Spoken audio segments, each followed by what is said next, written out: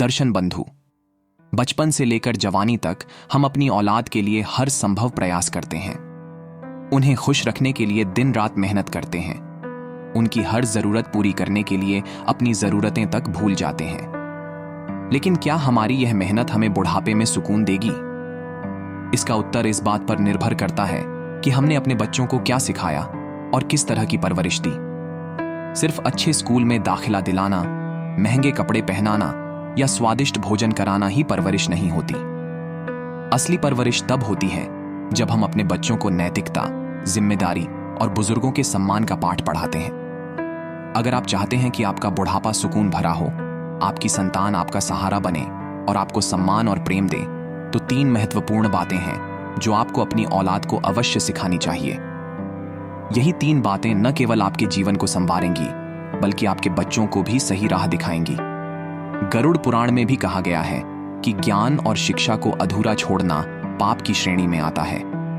इसलिए इस पूरी कथा को अंत तक अवश्य पढ़ें, क्योंकि आज जो बातें आप सुनने वाले हैं वे आपके जीवन को बदल सकती हैं। तो दोस्तों, आप इस चैनल पे नए हैं तो चैनल को सब्सक्राइब जरूर करें। एक गांव में रघु और उसकी पत्नी शांति रहते थे। दोनों का जीवन बहुत ही प्रेम और सामंजस्य से भरा हुआ था। वे न तो अत्यधिक अमीर थे और न ही अत्यधिक गरीब, लेकिन वे अपनी सरल और संतोषजनक जिंदगी में बहुत खुश थे। रघु गांव के पास स्थित एक पवित्र स्थान में गाइड का कार्य करता था, जहां वह दूर दूर से आए भक्तों को मंदिर और तीर्थ स्थल के दर्शन कराता था। जब रघु अपनी सेवा में व्यस्त रहता तो शांति घर पर अकेली रह जाती। अकेलेपन की वजह से वह अक्सर उदास रहने लगी और जीवन में एक अधूरेपन का अनुभव करने लगी। रघु ने जब शांति की इस उदासी को महसूस किया तो उसने हर सप्ताह उसे अपने साथ पवित्र वन में दर्शन के लिए ले जाना शुरू किया। इससे शांति कुछ समय के लिए प्रसन्न हो जाती, लेकिन उसकी उदासी पूरी तरह समाप्त नहीं हो पाती थी। संतान न होने की वजह से वह अंदर ही अंदर पीड़ा महसूस करती थी। समय बीतता गया और आखिरकार भगवान की कृपा हुई। वर्षों की प्रतीक्षा के बाद शांति ने एक पुत्र को जन्म दिया। जितनी मुस्कान बच्चे के चेहरे पर थी, उससे कहीं ज्यादा खुशी शांति और रघु के चेहरे पर थी। उनका घर, जो पहले शांति और रघु के होने के बावजूद भी शांत और नीरस सा रहता था, अब बच्चों की किलकारियों से गूंजने लगा था। बच्चे की मधुर आवाज ने जैसे पूरे घर को जीवंत कर दिया था और शांति उसे कभी खुद से अलग नहीं करती थी। जब रघु घर पर नहीं होता, तब शांति पूरे दिन अपने बेटे की देखभाल में लगी रहती, और जब रघु घर लौटता तो वह भी अपने बेटे को प्यार से सहलाने और दुलारने में मग्न हो जाता। माता पिता के अपार प्रेम के साथ बच्चे का बचपन बढ़ने लगा। शांति और रघु ने अपने बेटे का नाम श्रवण रखा, क्योंकि वे चाहते थे कि उनका बेटा भी श्रवण कुमार की तरह माता पिता का भक्त और संस्कारी बने।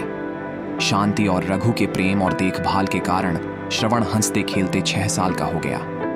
एक दिन रघु ने शांति से कहा, आज श्रवण को तैयार करो, मैं उसका दाखिला स्कूल में करवाने जा रहा हूं। यह सुनकर शांति का मन उदास हो गया। वह धीरे से बोली, इतनी जल्दी श्रवण को स्कूल क्यों भेज रहे हो? 1 साल और ठहर जाइए ना। रघु को शांति की यह बात पसंद नहीं आई और उसने गंभीर स्वर में कहा, क्या कहा 1 साल और? तुम जानती हो ना कि हमारा श्रवण अब बड़ा हो गया है, उसे अब पढ़ाई शुरू करनी चाहिए। शांति ने फिर से कहा, पर मैं इसे घर पर भी तो पढ़ा सकती हूं, फिर उसे स्कूल भेजने की क्या जरूरत? इस पर रघु थोड़ा चिढ़ते हुए बोला, मुझे पता है कि तुम इसे घर पर पढ़ा सकती हो, लेकिन जब यह बाहर ही नहीं जाएगा तो दुनिया का ज्ञान कैसे मिलेगा? यह अपने सपनों को कैसे साकार करेगा? शांति बार बार रघु से अनुरोध करती रही, लेकिन अंततः पति की जिद और श्रवण के उज्जवल भविष्य के लिए उसने अपनी इच्छा का त्याग कर दिया और बेटे को स्कूल भेजने के लिए तैयार हो गई। रघु ने उसे एक अच्छे विद्यालय में दाखिला दिला दिया और इस तरह श्रवण का स्कूल जीवन शुरू हुआ। समय जैसे पंख लगाकर उड़ गया।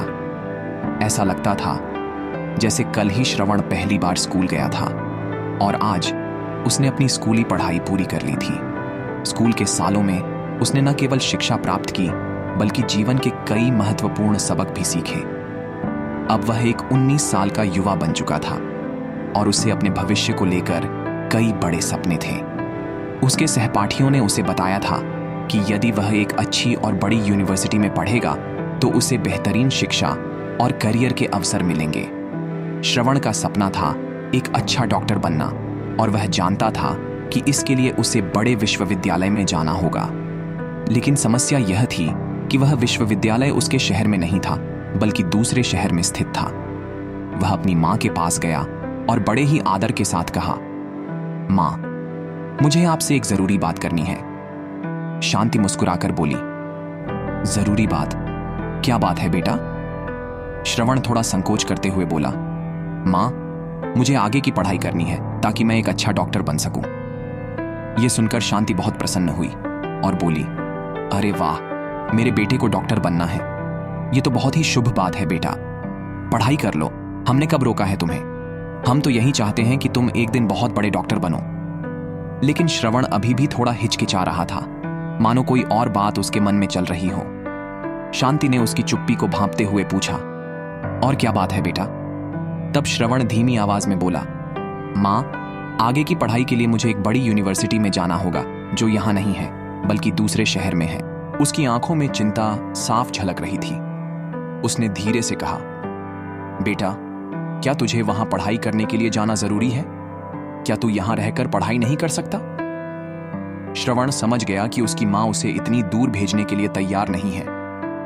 वह मां का हाथ पकड़कर बड़े प्रेम और नम्रता से बोला, मां, क्या आप नहीं चाहती कि आपका बेटा बड़ा होकर एक अच्छा डॉक्टर बने? शांति की आंखें नम हो गईं, लेकिन वह चुप रही। श्रवण ने फिर कहा, मां, यह बस कुछ सालों की बात है। जब मेरी पढ़ाई पूरी हो जाएगी तो मैं वापस आ जाऊंगा। शांति फिर भी चिंतित थी। उसने कहा, बेटा, वहां तेरा ख्याल कौन रखेगा?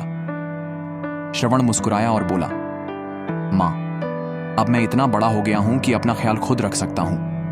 आपको मेरी चिंता करने की जरूरत नहीं है।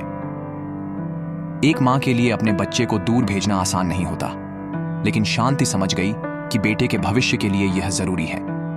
आखिरकार उसने अपने आंसू पोंछे और स्नेह से कहा, ठीक है बेटा, तुम चले जाना, लेकिन वहां अपना ख्याल रखना और खूब मन लगाकर पढ़ाई करना। श्रवण खुशी से मुस्कुराया और मां के गले लग गया। श्रवण ने अगले दिन अपने पिता से कहा, पिताजी, आप कल मेरा एडमिशन मेडिकल कॉलेज में करवा दीजिए।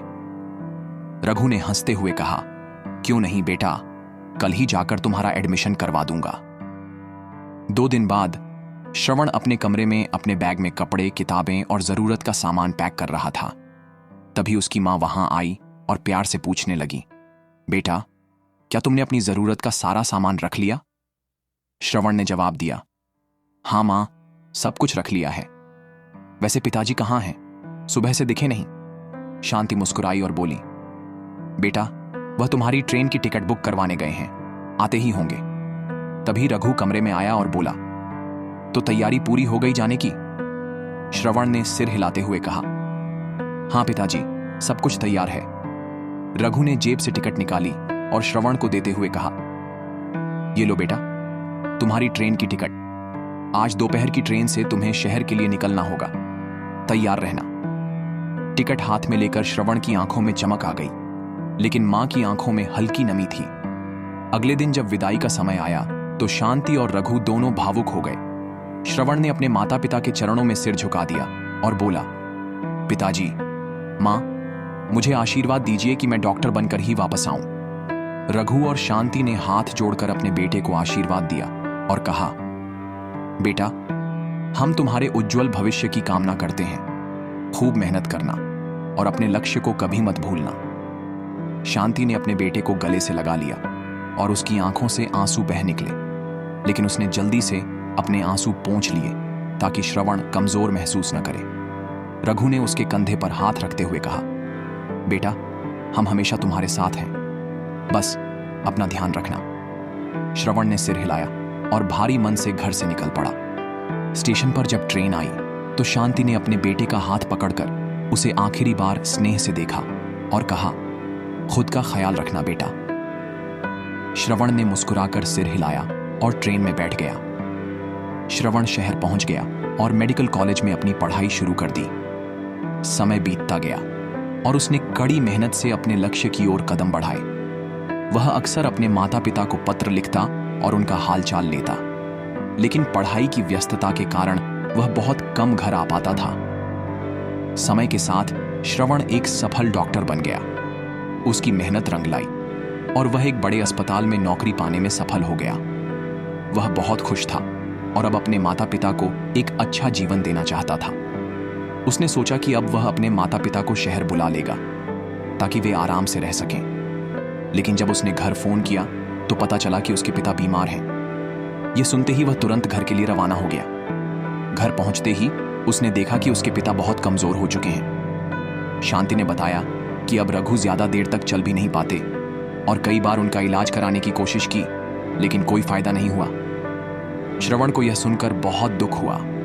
उसने पिता के पास जाकर उनके पैर छुए और कहा, पिताजी, मुझे माफ कर दीजिए, मैं आपको समय नहीं दे पाया। रघु मुस्कुराए और बोले, बेटा, समय कभी किसी के लिए नहीं रुकता, लेकिन आज मैं तुझे 3 जरूरी बातें सिखाना चाहता हूं। अगर तूने इन्हें सीख लिया तो बुढ़ापे में कभी पछताएगा नहीं। पहली सीख, माता पिता के साथ ज्यादा से ज्यादा समय बिताओ। रघु ने गहरी सांस लेते हुए कहा, बेटा, जब तक माता पिता जिंदा होते हैं तब तक उनके साथ समय बिताना सबसे बड़ी नेमत होती है। पैसा, सफलता, नाम, सब कुछ मिल सकता है, लेकिन खोया हुआ समय कभी वापस नहीं आता। श्रवण को एहसास हुआ कि उसने अपने करियर की दौड़ में माता पिता के साथ समय बिताने की अहमियत नहीं समझी। दूसरी सीख, रिश्तों को पैसे से ऊपर रखना। रघु ने आगे कहा, बेटा, पैसा जरूरी है, लेकिन रिश्तों से ज्यादा नहीं। जब तक इंसान स्वस्थ और सक्षम होता है तब तक लोग उसके आसपास रहते हैं, लेकिन जब बुढ़ापा आता है तो सच्चे रिश्तों की पहचान होती है। तूने पैसा तो बहुत कमाया, लेकिन क्या कभी मेरे साथ बैठकर दिल खोलकर बातें की? यह सुनते ही श्रवण की आंखें भर आईं। तीसरी सीख, अपनी जड़ों को मत भूलो। रघु ने अपने कांपते हाथों से श्रवण का हाथ पकड़ा और कहा, बेटा, इंसान कितना भी बड़ा बन जाए, उसे अपनी जड़ों को नहीं भूलना चाहिए। जिस मिट्टी में उसने जन्म लिया, जिन लोगों ने उसे पाला पोसा, वे सबसे ज्यादा मायने रखते हैं। अगर तूने इनसे नाता तोड़ लिया तो बुढ़ापे में पछताने के अलावा कुछ नहीं बचेगा। श्रवण को अपने पिता की बातें गहराई से समझ आ गईं। उसने वादा किया कि अब वह अपने माता पिता के साथ ज्यादा समय बिताएगा, रिश्तों को पैसे से ऊपर रखेगा और अपनी जड़ों को कभी नहीं भूलेगा। लेकिन यह सीख उसे तब मिली जब उसके पिता जिंदगी की आखिरी सांसें ले रहे थे। कुछ ही दिनों बाद रघु इस दुनिया को अलविदा कह गए। श्रवण बहुत रोया, लेकिन अब पछताने के अलावा उसके पास कुछ नहीं था। तो दोस्तों, आपको इस कहानी से क्या सीख मिली, वह कमेंट में जरूर बताएं।